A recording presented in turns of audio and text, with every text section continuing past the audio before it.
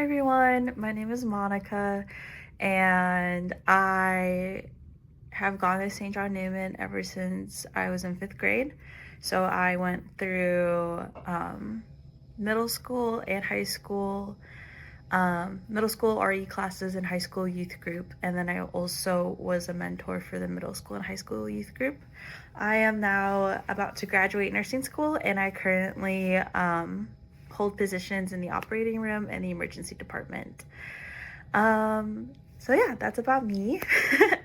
So the first question in the prompt is, what about recent Sunday gospel speaks to you personally? So with this gospel, it really shined a light, especially on my nursing career, because a lot of what Jesus does is kind of similar to what I do for my patients every single day.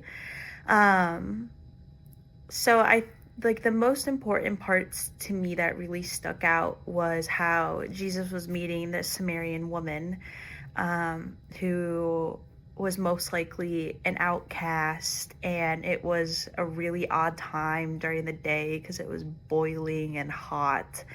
Jesus holds out his hand, offers her living water, communicates with her without hesitation and without judgment. And that part really stuck out to me because, especially in the emergency department, we see all likes of people. So our doors are always open. And for a lot of my patients, it's probably their worst day of their life. Whereas for me, it's like a typical day-to-day thing. And so that part stuck out of me because I see the worst of people every single day, and Jesus is meeting this woman at probably one of the lowest points of her life. And then also just like not judging her, and having that non-judgmental factor in Jesus's interaction with the Sumerian woman is also very important. And something that we're always taught in nursing school is to kind of like let your patients come to you and don't judge them off of like what they're not doing. Like, how can you rephrase that? And so I always try to let my patients tell me their story, and then we'll work through their treatment through there. And then, have I ever felt like the woman at the well? When have I sought to avoid others? So I have definitely felt like the woman at the well. I've definitely felt like an outcast before.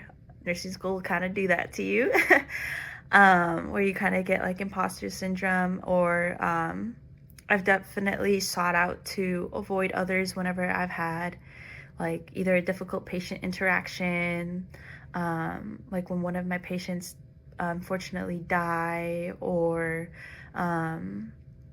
if like one of the doctors kind of like rubs me like off their shoulder and kind of makes me seem like I'm annoying them or whatever. It definitely in those moments, it takes a lot out of you emotionally. And so because of how much emotion it takes out of you, you kind of tend, or I kind of tend to distance myself from people just so that I can regain composure, put that head on my shoulder, and kind of get through the day that way. But yeah, and then have I ever questioned Jesus' knowledge about me? What is my perspective now? I for sure have.